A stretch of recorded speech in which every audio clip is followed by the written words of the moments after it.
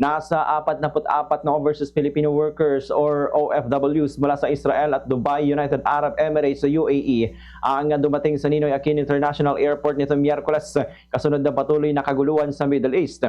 Ayon sa social media post ng Department of Migrant Workers, 16 OFWs ang dumating mula sa Israel matapos tumawid sa Taba border sa Egypt. Mula roon, sila ay sumakay ng eroplano papuntang Oman bago tuluyang bumiyahe patungong Pilipinas. Dumating naman sila sa NAIA Terminal 1 bandang alas 9 ng gabi. At samantala, 25 na OFWs din at isang dependent ang dumating sa NAIA Terminal 3. Ang lahat ng dumating na OFWs ay sinalubong ng DMW at iba pang ahensya bilang bahagi ng post-arrival assistance ng pamahalaan.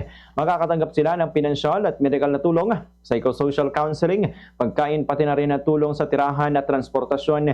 Bukod sa 44 na dumating nitong Miyerkules, may naunang 63 o 63 Filipino repatriates naman na mula sa Oman at Qatar na dumating rin at 70 OFWs din mula sa UAE ang nakauwi naman noong Lunes.